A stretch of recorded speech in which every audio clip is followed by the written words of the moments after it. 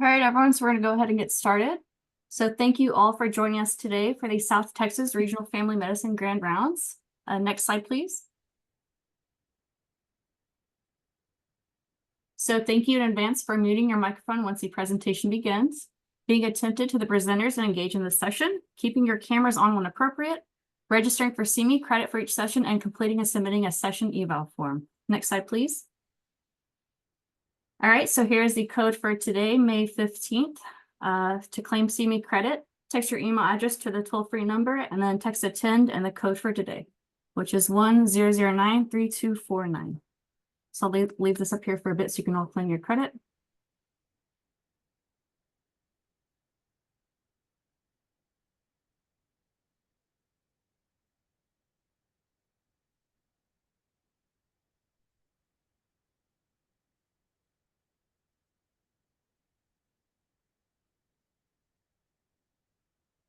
All right, next slide, please.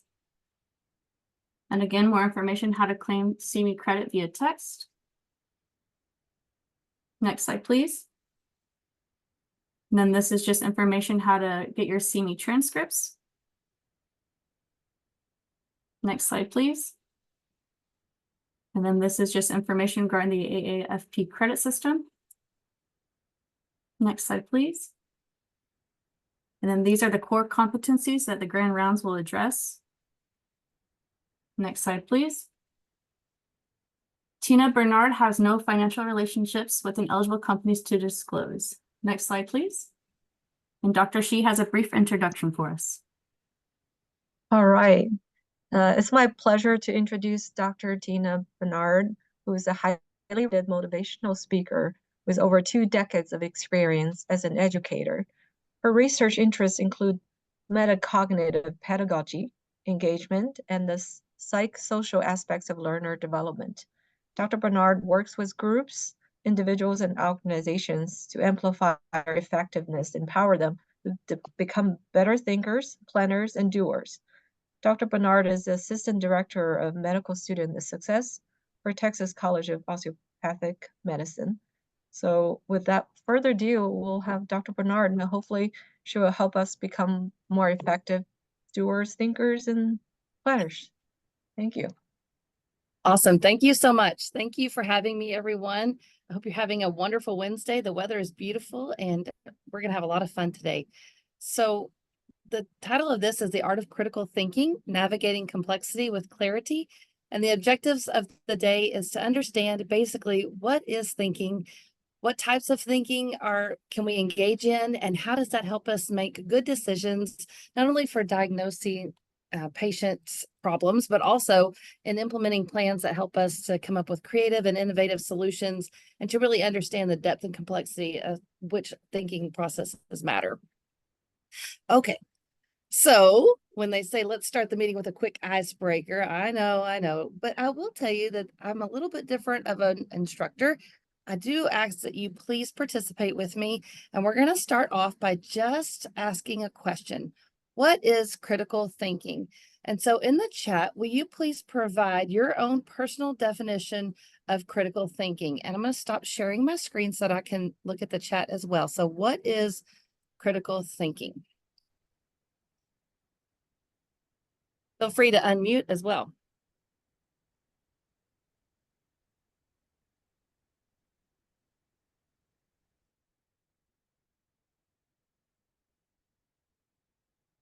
What is critical thinking?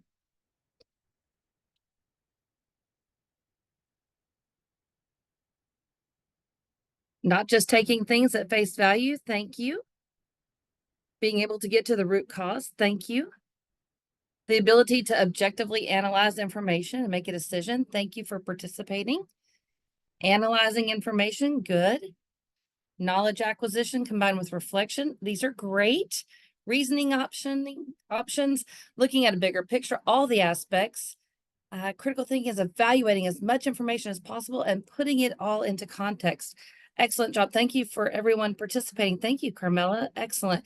I like that you said it's putting it into context. We're going to look at several different types of thinking today, and then looking at putting that into context and how do you really disseminate the information that you're given in a way that makes sense so that you can say that you've considered all options. Thank you. I'm going to continue reading, taking multiple pieces of data and analyzing it to come to a conclusion. Excellent. Using the information that you have to make an informed decision and the ability to develop your own interpretations. Good job, you guys. All right, I'm going to continue sharing my screen now. So the definition, all right, come on. When you define critical thinking, you're right. All of the things that you guys said are completely correct. It is the act or practice of thinking critically. And that sounds so basic, but really, when you think about it, there are many different types of thinking that we go through. You may have not even realized just how many types of thinking there are. But what we want to do is we want to be better problem solvers. We want to be able to evaluate information and discern our biases. And all of this really relates back to metacognition, which is the thinking about the thinking. I'm super excited to share with you a few types of thinking. So we have deductive thinking, analytical reasoning, creative thinking, and divergent thinking. Those 4 areas are the things that we're going to talk the most about today. But I wanted to highlight a couple of other types of thinking that are super important for the healthcare setting. That's that abstract thinking, concrete thinking, associative thinking, holistic thinking, and linear thinking. You're thinking, oh my gosh, I didn't even know there's that many ways to think. Well, we're going to get to the work of Edward de Bono in just a little while. But Edward de Bono said that there is no such thing as multitasking, which I know as physicians, you're like, I multitask all the time. Well, psychologists would argue that what we really do is we switch from different modalities to different modalities, that we cannot do more than one thing at one time. And so today, my goal is to teach you just a little bit about 4 different thinking processes, and then a way to systematically review all 4 processes in a quick and efficient method so that we can look at all aspects of our decision-making processes and come to a good consensus. So there will be some audience participation. But I don't know about you. I've done a ton of sit and get type presentations, and that's just not really my style. So today, when we introduce deductive thinking, we're going to play a little game. So this game is called What's in My Bag? So I'm going to stop sharing my screen, and I'm going to ask if you will please turn on your cameras if you're able to. And you may unmute when you have a question to ask, and then also use the chat. So here's how this game is played. I have a bag right here. This is the size of the bag, so I'm holding it close to my head. Here's how big it is compared to my hand, so you can see a little bit of information. And your job is to figure out what is in my bag by asking questions. Here's the kicker. I'm only going to answer with yes and no. So please put your questions in the chat or unmute and ask me some questions. Let's figure out what's in the bag using deductive thinking. Is it empty? Is it empty? No, there's something in the bag. Thank you for the question.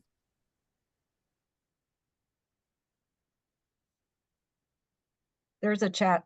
Is it alive? Is it alive? Great question. Nope. Is it a tool? Is it a tool? No. Good question. Is it heavy? Is it heavy? What do you notice? So it depends. I mean, I suppose if you're an ant, it's heavy, but I can hold it in the palm of my hand. Is it something an educator can use? Oh, sure. Is it hard? Oh, okay. Is it a food item? Somebody asked, is it a food item? Yes. Is it bigger than half the bag? No. Is it alive? No. Is it a donut?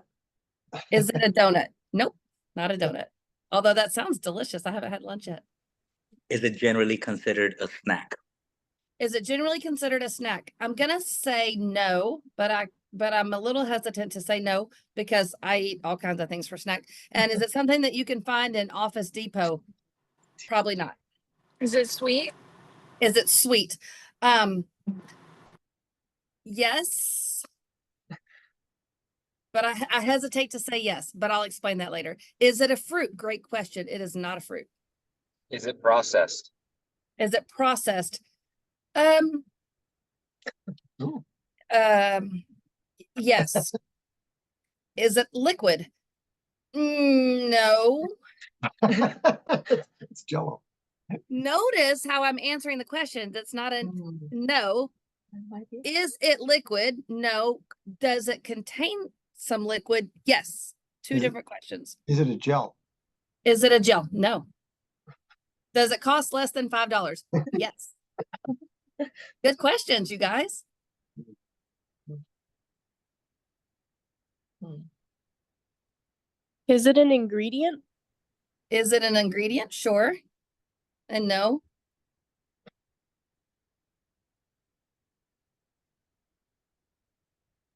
Is it a pickle? It is not a pickle.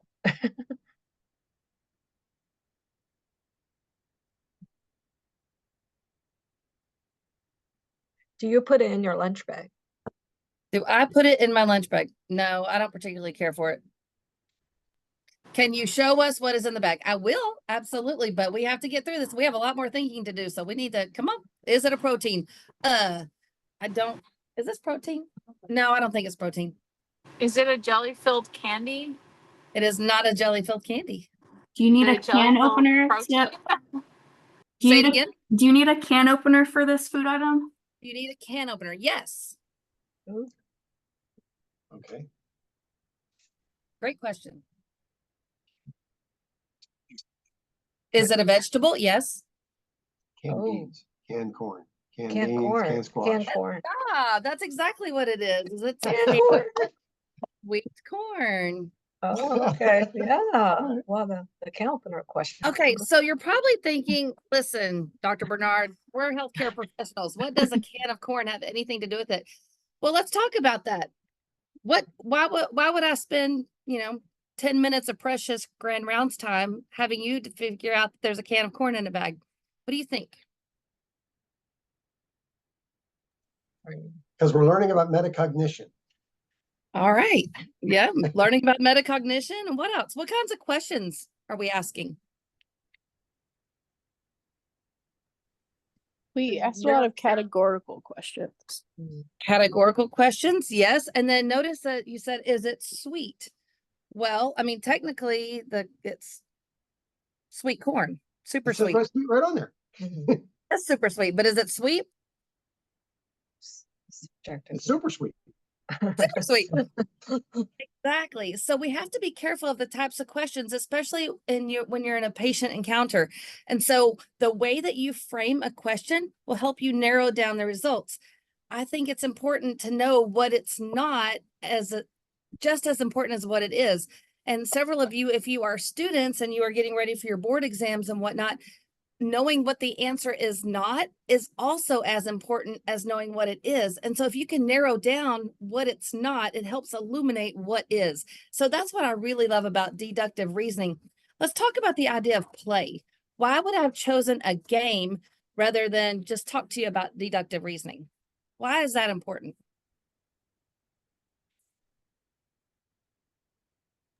It's more engaging. More engaging? What else? The stakes are lower. Stakes are lower. Absolutely. Nobody really cares if I have a can of corn in there, right? But you might need to know what happens outside of the clinic. If you're talking with a patient, they might not tell you what's in the bag. You have to keep asking, right? Okay, so why else? Why else for play?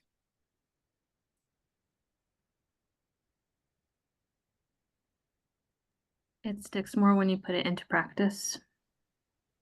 Absolutely. So anytime that you have the opportunity to really delve into something, put your hands on it, sink your teeth into it, literally have some sort of novel thing, you can then make those associative patterns. And so the brain begins to understand and make meaning out of ideas. So that's why play is so important. And thank you all for participating in the what's in the bag.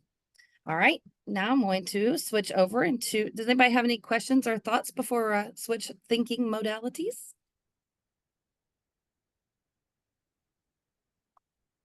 All right, I'm going to go ahead and share my screen again.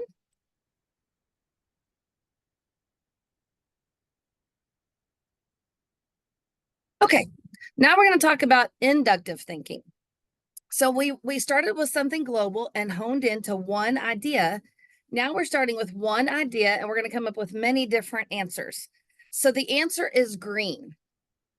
The answer is green.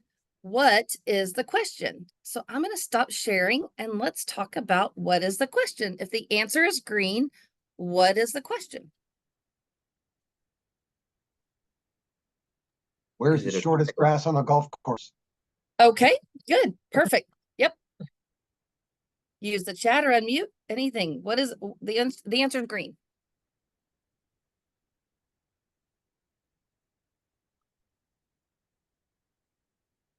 What color is the whole? Very good. Love it. Is it a traffic light? Okay. What is my wife's favorite color? What is your wife's favorite color? Great question. What color is grass? Excellent. I'm looking for about 10 more questions. So let's rapid fire here. What color is Kermit the Frog?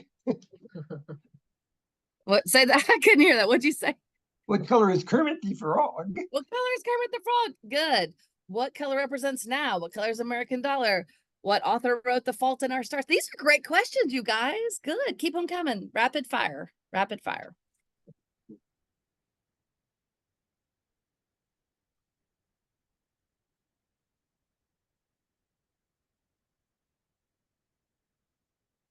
Oh, we're not rapid firing. No. This is what happens. This is exactly what I anticipated happening. And let me kind of help you with this. So the average adult can list about 8 to 12 items without hesitation. However, when you ask a child, the answer is green. What is the question? The child can respond about 28 times. So us as adults, we only have 8 to 10, and a child can do about 28 in less than a minute. 28 questions, because their brains are wired to think quickly and critically and to not care without limits or feeling silly.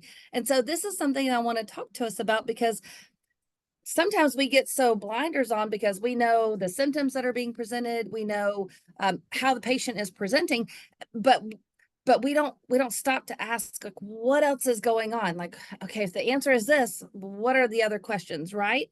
And so we as adults, we start to lose this skill if we don't practice it. Just like nobody was expecting a can of corn to be in my bag today, so it took us a while to figure that out. Well, now we have one little thing, and we have a hard time even expanding our thought processes as to what is green. So something I think is interesting is nobody's asked, what happens when you mix yellow and blue together? And that seems like one of the most obvious, but we didn't go there. And the reason why is because we're not trained to think in that convergent way. So convergent, this allows us to think creatively and also innovate. So this type of thinking specifically is tied to innovation and novel solutions to complex problems. This type of thinking helps build adaptability and resilience in healthcare practice. But now let's talk about why green. So before we talked about deductive reasoning and the importance of understanding that and the idea of play. Now we've talked about convergent thinking, divergent thinking, and now why the color green? Anybody want to take a wild guess at why I chose green as the answer? Any color therapist here? No idea. It's my favorite color. No, I do like green. But did you know that green is often associated with brain health, due to its calming and balancing effects on the mind. Now, how does that play into what happens with us? Well, what the research says is that if we expose ourselves to green environments, such as nature or green spaces, we can improve cognitive function, attention, and mental well-being. Also, green is linked to growth, renewal, vitality, all which align with learning and creativity and brain development. Did you know that green is also associated with relaxation and stress reduction? And so if you are to incorporate green into your environments, even adding a plant or green foliage or anything, you actually can improve your functioning. So if I were a student in medical school, I would be putting all of my notes on green index cards. Why? Help memorization. Absolutely. It's a brain color, right? And even if you're not totally buying into the whole green as a brain thing, it doesn't hurt and it doesn't cost very much money. So green is definitely a way to play. Okay, so questions on comments? You guys ever heard of the green therapy? It's like an ultraviolet room, except for it's an all green room. You guys ever heard that? No. If I were in charge of the world and in charge of all the hospitals, I would have a green room, a literal green room for my students and staff to go in and relax, and I would serve green tea, I suppose. I don't know. Okay. You can have one. Okay, so let's review before we go on to some of the little more challenging things.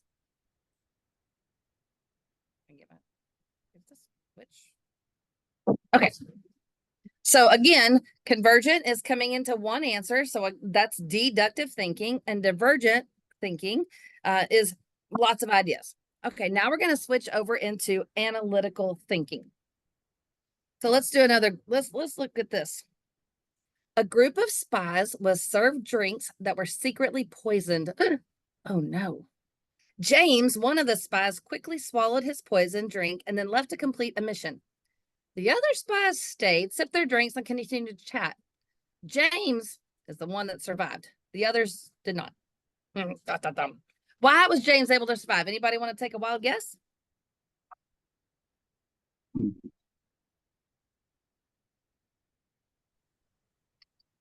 Poison was in the He got ice. rid of it. Dr. J.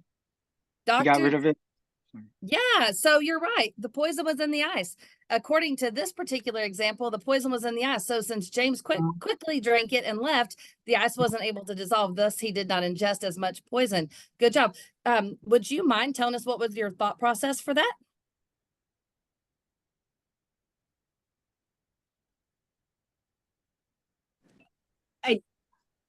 Didn't have one. That was just a really good guess. I'm embarrassed to Heard this say before. that I didn't one. Well, okay, you didn't have one. That's all right. How would you have thought through this? Anybody who were like, whoa, that was fast. How do we think about that? You ever stop to think, how do we actually make those decisions? And how do we quickly come up with the idea that, oh, well, it must have been in the ice? By the way, if I were one of you guys in the room, I would ask Dr. J if they want to go to the next escape room with me. That was really fast. Dr. J, Okay, let's try another one. See who is on it. 10 letters long. So this is a word. It is 7 letters long. 1, 2, and 3 will keep you warm. Without 1, 2, and 4, it really hurts. My 1, 5, and 7 are a positive verb. And if you put all the letters together, you give the orders. Anybody want to guess what it is?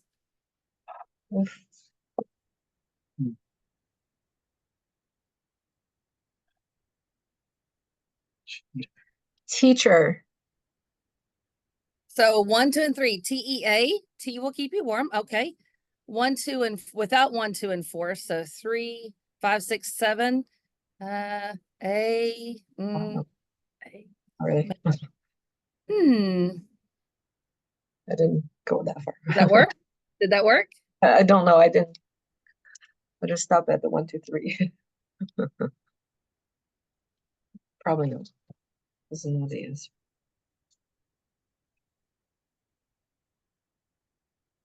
Seven letters long. No.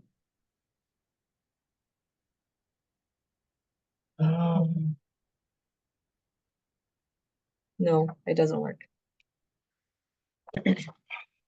I like the way you're thinking.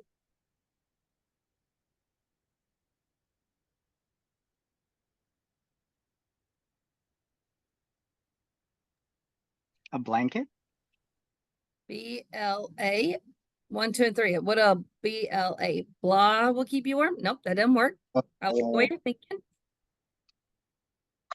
Fossil fuel? No. Captain? I think I heard somebody say it. Captain? That's Yeah. right. Captain, yeah. Got Yep. So 1, 2, and 3 is a cap. Without 1, 2, and 4 really hurts. And 1, 5, and 7 are a positive verb. So captain is the right answer.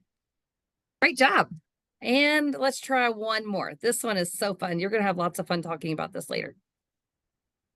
If you started spelling out numbers, 1, O-N-E, 2, T-W-O, 3, T-H-R-E-E, and so on, how far would you have to go until you found the letter A?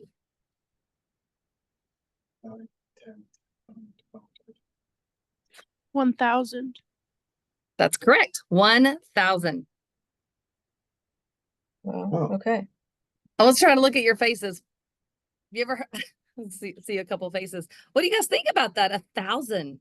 Mhm. Never thought about that. And if you, my guess is, I've been doing this a little while. How many of you started going O-N-E, T-W-O, T-H-R-E-E, F-O-U-R, F-I-V-E? Did we do that? Did we kind of start going through it systematically, or what did we start thinking? How did we start thinking about that last one? We'll go 1 to 10, and then 20, 30, 40, 50, 70, 100. And then up from there. There's none in that combination. Excellent.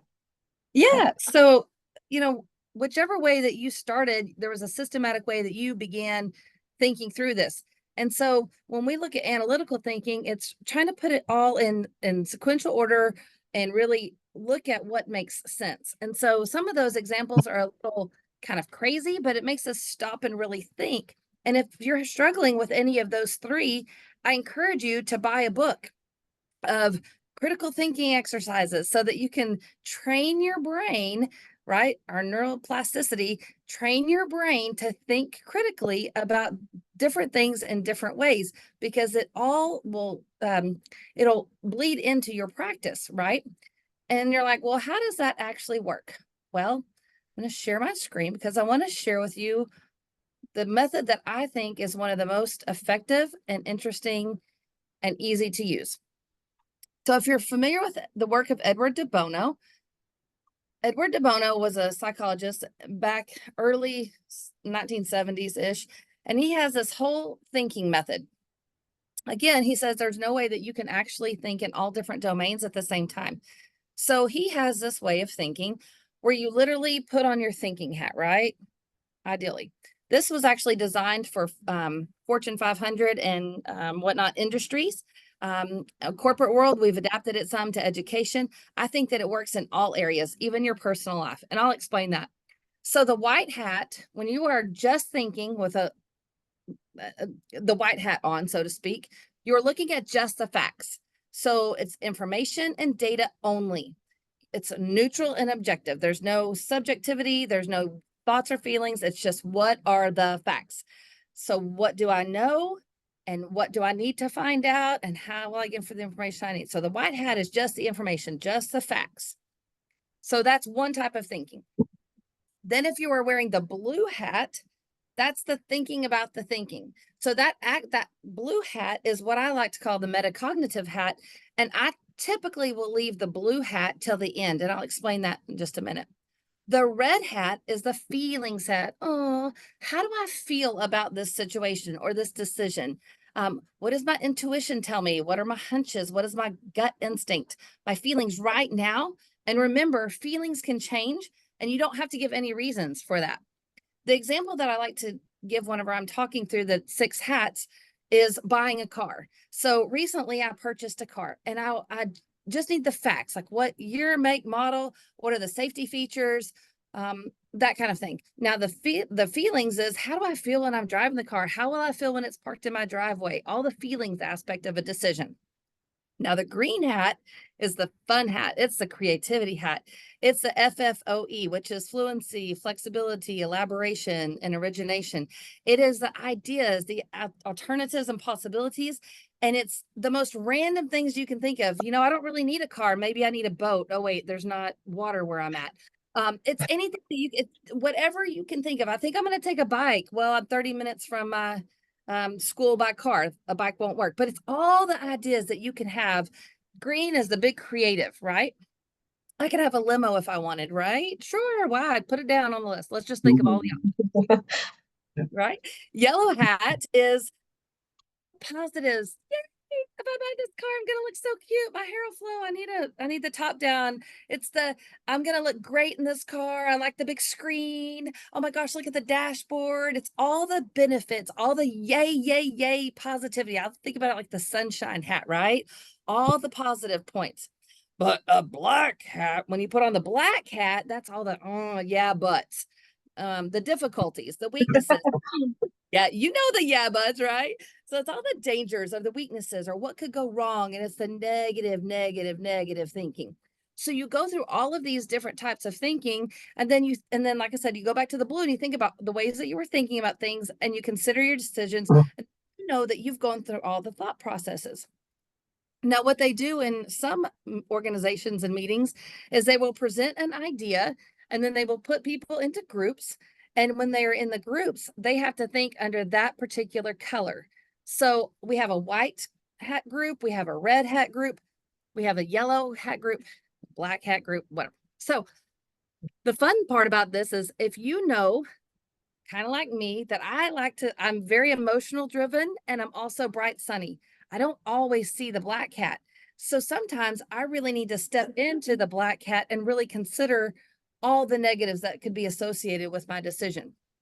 Or sometimes I fail to see all the options, so I need to put on the green hat. Does that make sense?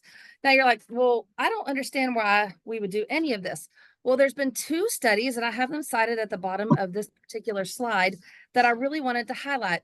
One study that was done in 2009 was actually with a group of nursing students, and the majority of the students that participated within the study felt like that they were more empathizing with the patients, sharing different ideas and opinions, and even considering the patients more holistically. Great idea, right? That would be awesome.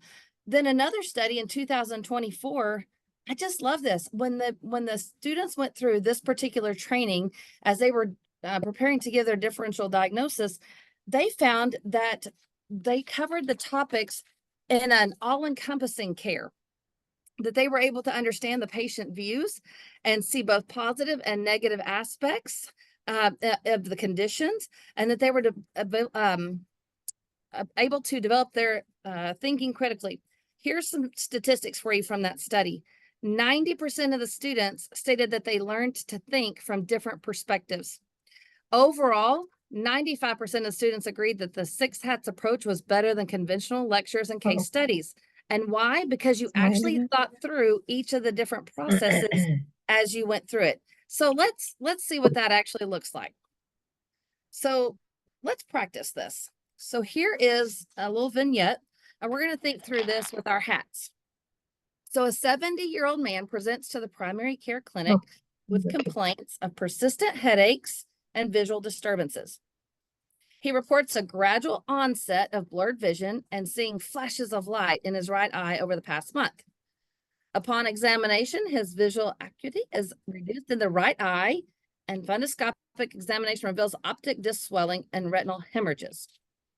Okay, so that's what we know. So let's walk through the hats. Let's start with the facts. Who would like to begin with helping us understand the facts and maybe even other information that we might need? Put on the black hat. You're like, I can go the black hat. Okay, Well, let's use the black hat. Thinking of all the things that bad things this could be. Oh, start in the white. Start in the white. Start in the white. What are the facts? Well, he's 70 years old. 70 years old. Perfect. Yep. and he's male. Okay. What do we know? What are the facts? He's got new onset neurologic findings and symptoms. And what does that mean? That means he needs his CAT scan. Okay. Yeah, that's information that we need to gather. Absolutely. What else?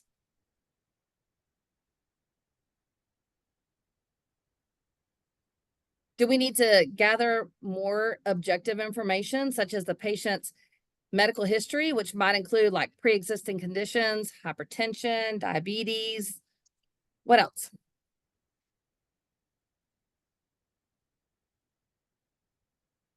What other data might we need?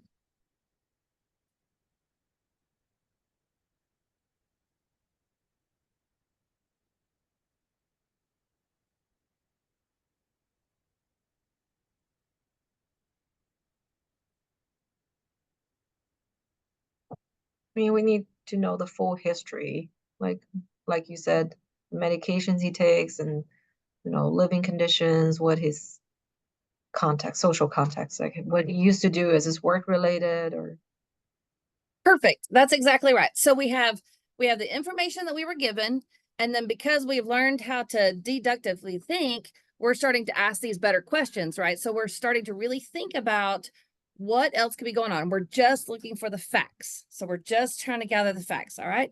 Now, if we put on the red hat of emotions, how do we think through this case feelings?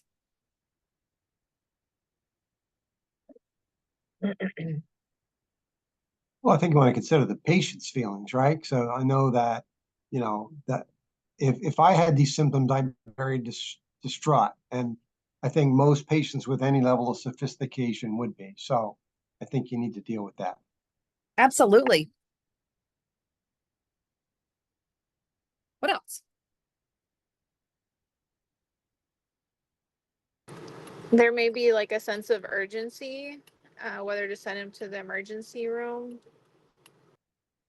Yeah, I mean, if something was going on with my eyes and whatnot, I would definitely need to. And so what else? What other emotions are we dealing with?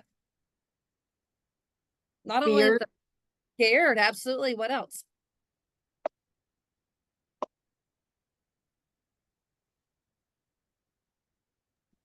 Stress. I'm sorry, what? Distress. Distress? Who's distressed? Just The our man? patient. 70-year-old man? Is it just the 70-year-old man that's a little bit stressed out? Could be the doctor too.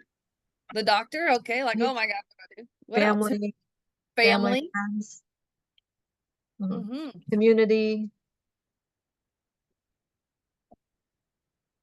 What if this was the third patient you've seen today with these symptoms?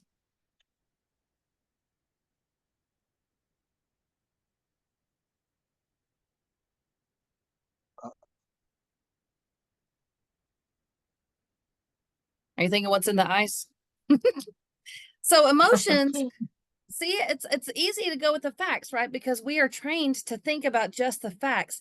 But if we start looking at how do I feel about this, or maybe you have experience with a family member or somebody that's going through these things, and so you're really sensitive, and or that you've seen this random weird thing that's going on, and you just know that that's what this patient has because now you know it, you've seen it. But we have to really go back to what are the actual facts. So our feelings, our biases, both for us and the patient, and of course, if the 70-year-old man's wife is with him, she's going crazy, right? So we have to be careful of the feelings and not to let that overshadow the facts. Good. All right. What about let's go with green, creative. So what are some creative things that we can go through? What are some different approaches?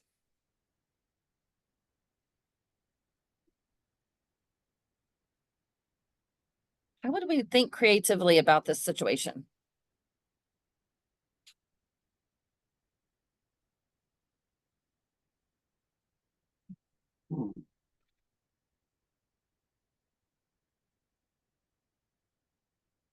Perhaps maybe he has this swelling disc for a long time without, associated with the symptoms. Maybe we're overestimating the severity. This is more wishful thinking. Yeah, I mean, hey, that flies, right? Anything flies in creative. So anything in the world flies. So any ideas that you have, that's perfect. That's a great way to think. What else? What could possibly be going on? Maybe it's just tired of looking at his wife, right? I'm just kidding. I'm just kidding. But no, seriously, what are some ideas? What else could be going on?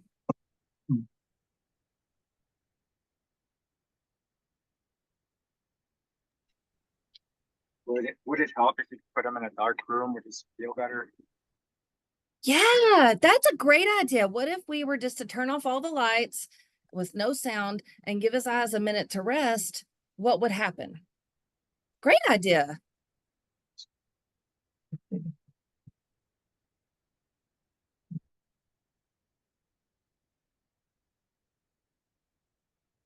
Can we look at innovative approaches to diagnosis and management, such as incorporating advanced imaging modalities? Like, do we need an OCT or, you know, and then also like, I'm going to treat this patient and I'm going to take copious notes because this is going to be a case study that I've been waiting for so that I can present at the next educational conclave, right? This is going to be my case study. So I'm really going to invest in this patient. This is a great research topic or case study to present to my peers. I don't know. So what are that kind of thing? So anything creatively that you can think about this particular vignette. All right. We've gone through just the facts, the emotions, the creative element. And what about the benefits? What are the benefits here? The yellow hat, the optimistic judgment hat. Maybe we can find something reversible. Yeah, we're dealing with something original, maybe. Yeah, I'm just saying maybe we can find something reversible if we. Maybe we can find something reversible. This is an easy fix. You just need these drops, right? It'd be a great case for teaching trainees. Excellent. Yeah, perfect. Yeah. What a great opportunity to help serve our community. This is exactly why I became a doctor, so I can help people and restore sight and vision, right? Yeah, of course. So exciting. I'm so thankful I get to help you. You've potentially made a lifelong friend, right? Because you've helped restore vision. How about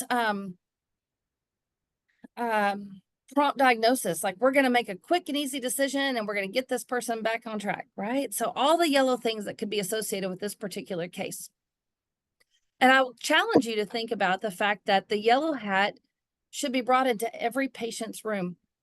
And it might seem a little Pollyanna, but really, if you come in with a positive aspect and a positive thought and we're going to get you better, we're going to do this together.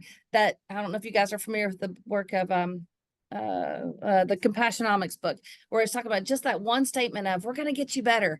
We'll just improve patient outcomes. So that yellow hat, that Pollyanna hat, is so essential in my opinion. It's one of the most positive ways that we can influence patient care and treatment. All right, what about the black hat? What about the black hat of this particular vignette?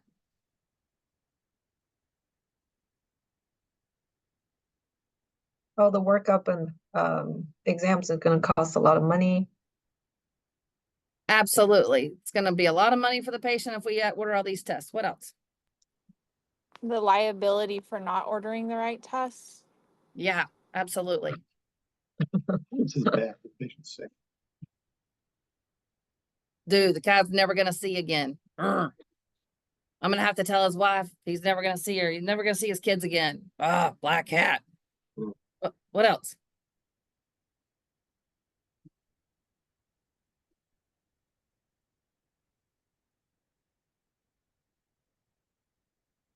This could be a really, really serious situation, right? Sometimes if you found yourself in the black hat being like, oh, blah, blah, blah, blah, blah, and in the yellow hat, you couldn't answer, you might want to consider that as you're learning to think. And that's where we come into the metacognitive hat, the blue hat. So the blue hat is that whole process to where you're going to coordinate the workup and treatment plan. And it's the opportunity to really for some interpersonal or interprofessional dialogue, right? So maybe you want to collaborate with ophthalmologists and neurologists and other specialists. And so I love this idea of using the hats to really think through a problem, especially if you struggled in one of the hats. So most of you, when we were talking about the facts, when we have on our white hat, you were easily able to identify the facts and what I need to know. But then when we start looking at creative ideas or maybe positive or the feelings associated, maybe that's where we struggle. I don't know. I'm not you, but I know that there are certain areas that I tend to struggle in when I'm making decisions. So now we are actually going to practice as a group. I mean, in individual groups. So in your chat, there are going to be a couple of different resources. Now, these are available to you. They're all the same thing. It's just the way that your brain thinks. So for some of you, you might like the one on the left-hand side. Some of you like the one in the middle. I like the one on the right-hand side. It's very logical, logistical. That's the way I think. That's the way my brain responds the best. But you get to choose, and you don't have to print these out or anything. These are for your future use.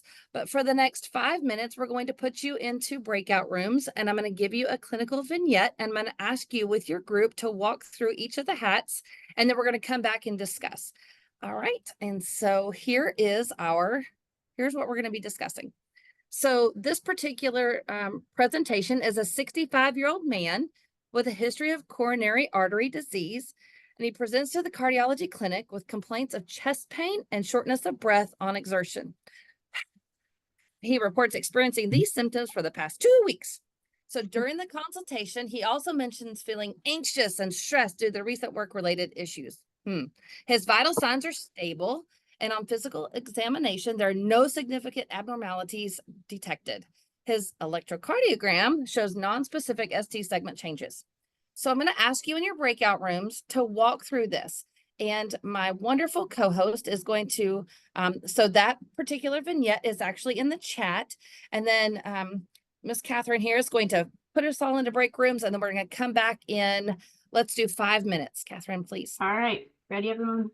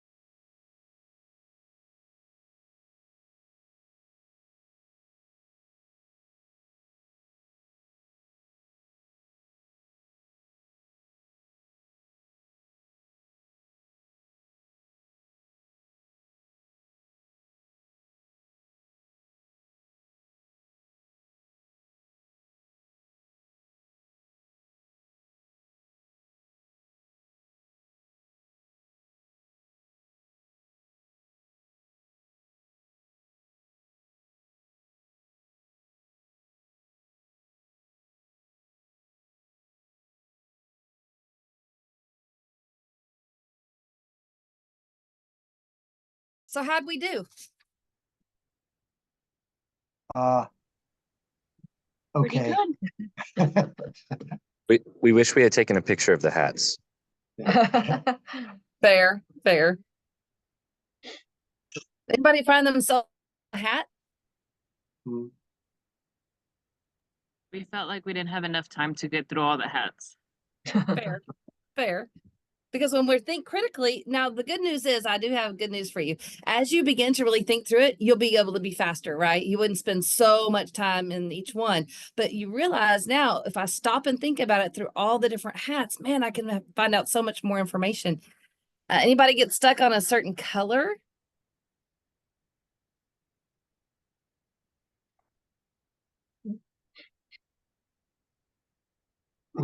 When you get stuck.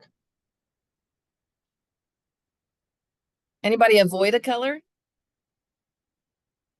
on I purpose. saw some head nods and smiles. Who avoided what color? You guys want to share?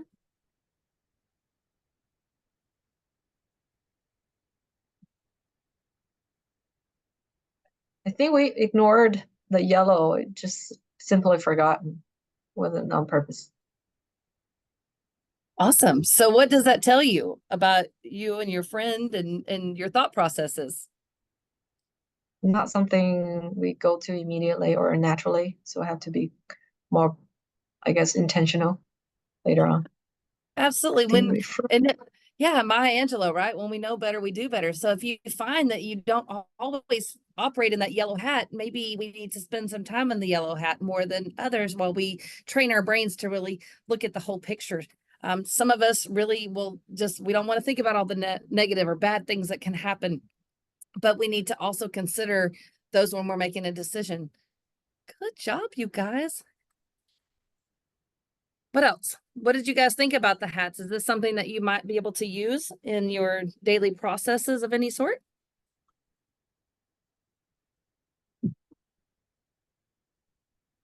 It's an interesting way to think about the problems with that. With the yellow hat, I mean, I think sometimes we avoid that because it takes energy to have emotions, right? So I think you protect yourself a little bit by disengaging a little bit sometimes. Fair. I do think the green one is particularly challenging, like you said, about that exercise about why coming up with the questions, why is the answer is correct. So I think that definitely is an area I feel like I can work on a lot more. Awesome. Thank you for that feedback. I think we're all a work in progress, right? What happened in our group was I started to notice that you could integrate from one hat to another, and by talking about the yellow hat feelings and think of creative ways of treatment. We kind of went to the green hat as well. So we started in.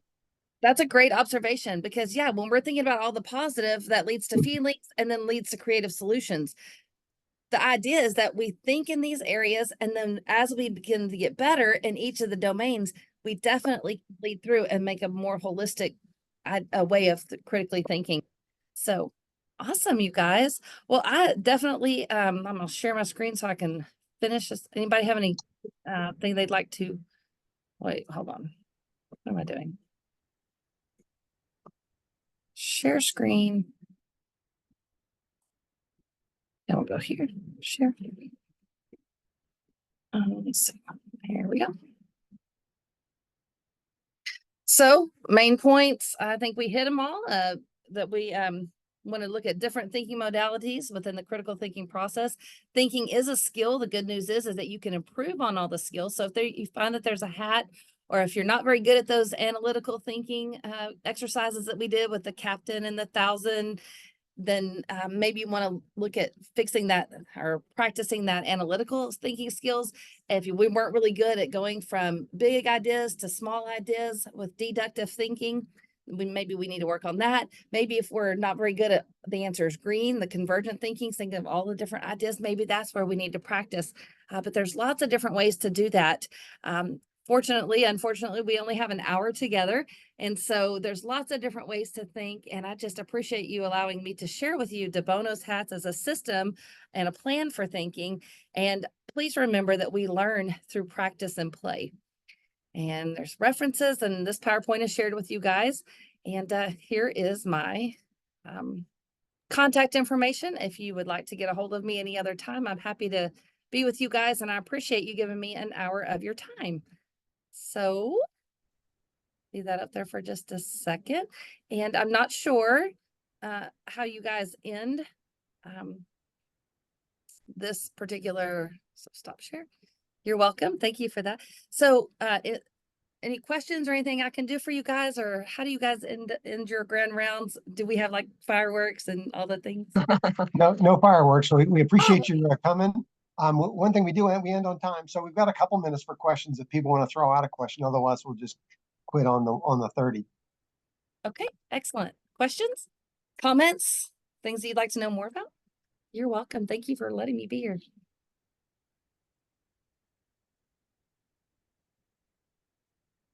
So I have a quick question, Dr. Bernard. Mhm. In your teaching hat, I guess, what do you find learners struggle most in terms of the process of being critical thinking? I believe that we are so ingrained in immediate decision making. And even if you go back to, do you remember the cartoons, the early cartoons, Roadrunner, Bugs Bunny, of that sort? If you look at how quickly how quickly the scenes would change, there was about 10 to 15 changes every minute, right? Well, now if you watch SpongeBob or any of the things, the scene changes 60 to 80 times per minute. We're a fast-paced society. We don't stop to think. And I feel like that's our biggest challenge, personally and professionally, students, faculty, staff, whoever, is that we don't take the time to actually think. So we only had 5 minutes, and my group only got through a hat and a half. So if you're really stopping to think about every patient and all the things, it can be very time consuming. However, the good news is that the more that you practice and the more that you understand the different thinking processes, the easier it becomes to think more critically and to really ask those good questions. For instance, said, is it liquid? Is it liquid? Is the answer is no, but does it contain liquid? The answer is yes. So being really able to ask good questions, and that takes time. It's a skill. Thinking is a skill that we have to hone in on. Good question. You'll never see green the same again. Great. Go buy a green dress. If you're feeling bad, this is my power color. Orange is a bright and exciting color. If I need some pick me up, I wear my green dress, right?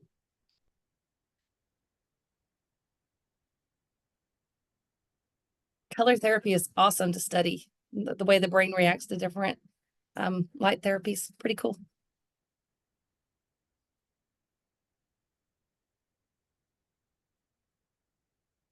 Thank you again, Dr. Bernard. Thank you. Well, you're welcome. Thank you all. I see that it's 1:30. So if you guys have any other questions or comments, I'll hang around for a little while. Otherwise, thank you so much. Thank you. Bye-bye. Thank you. You're welcome.